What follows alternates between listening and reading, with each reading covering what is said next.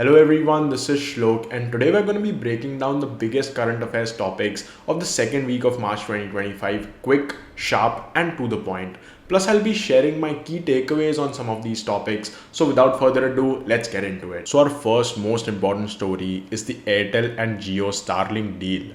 Now, let's dive deep into the details a little bit. Let's get a quick understanding of what Starlink is. Starlink is a satellite internet service by SpaceX.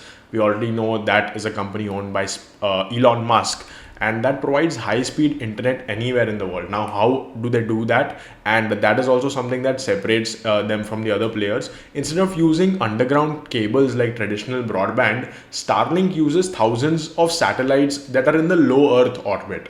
These satellites communicate with user terminals, which are essentially small dish antennas on the ground to provide internet access. Now, what is the most important key benefit that we can see here is the fact that internet connectivity can reach the most remotest corners of India.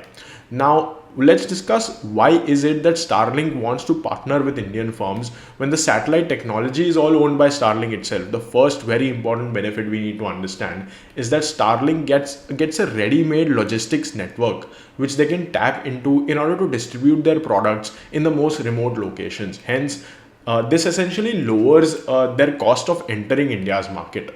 The next important thing we need to understand are the privacy concerns that were voiced by India. One of our regulatory requirements is the fact that India's data must stay within India, and how are we going to ensure that? We are going to ensure that by ensuring the monitoring centers are built within the country. So that is something that you need to know about this deal. But from an MBA perspective, this becomes a very important example of how globalization strengthens trade among countries, and how globalization has been on the rise ever since the LPG reforms of 1991 were implemented. So that's a little bit about this particular story. Let's jump on to the next one. Haldiram's $1 billion deal. What exactly is this deal?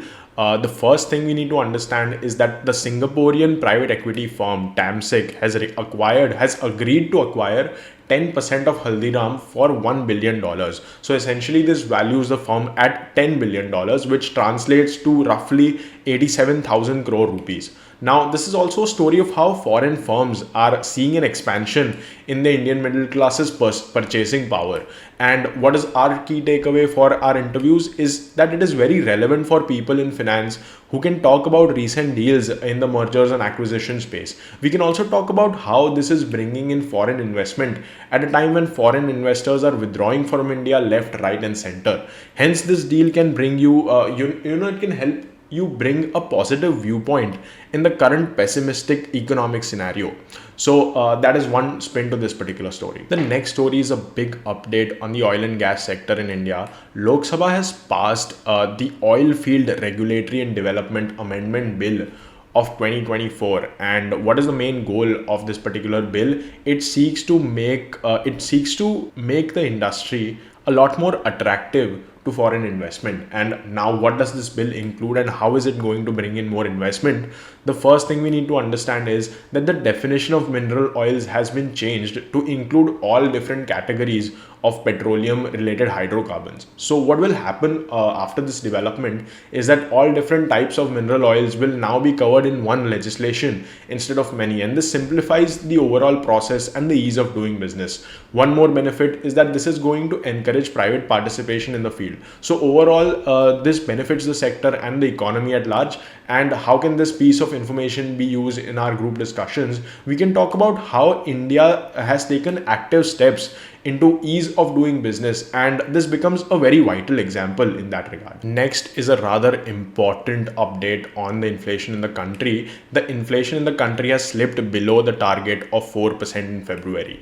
But before that, let's understand what inflation is in technical terms. It is the rate at which the general level of prices for goods and services is rising. So that is something we already knew, but how is this measured particularly? It is typically measured using the consumer price index, and how this works is that we measure the percentage change in the cost of a basket of goods. So basket of goods is essentially commonly used products that are consumed by the households. So let's come on to the latest updates. What happened is subdued, meaning lower food prices in February, have caused the inflation rate to go below the targeted 4% that the RBI had estimated. And this can be seen as a positive development because this opens doors further for the RBI to do yet another rate cut to further increase the money supply and stimulate economic growth. And if you want to learn more about how rate cuts work and the impact inflation and money supply have on the economy, check out the Economics 101 video. Coming back to our topic, one important thing that we need to understand is that in April there will be yet another monetary policy meeting where RBI would change, which would discuss these rates again. So that is something that is going to be happening in the future that we must track and we must be aware of, that this is something that's coming up. Our next story is yet another macroeconomic update. India's GDP growth is estimated to exceed 6.5% in FY26. Now, some background surrounding this. Who is making this prediction? It is the credit rating agency Moody's. Now, this agency has said that India's economic growth is going to exceed 6.5% in the next fiscal, which is 2025-2026. Now, why are they saying this, and is this a good thing? The first main reason they are saying this is that India is easing up and they are increasing the money supply. First, through the budget wherein tax brackets have been altered in order to leave more disposable income in the hands of the people. Next, we have RBI's rate cuts as well, and they are also undertaking open market operations in order to inject the money, in order to inject the economy with more money. This as a whole is great for the economy, as our growth rate was close to 6.3% in FY 2024-2025, and the new estimate, this shows an improved growth rate of 6.5%. So overall, a very positive development for the economy in the current pessimistic economic scenario. All right, our last story is that of Canada's new Prime Minister. Who is he? His name is Mark Carney, and he has a background in financial services, and he led the central banks of two major economies, the UK as well as Canada. And in fact, he was the first non-Briton to lead the Bank of England, which is the central bank of the United Kingdom.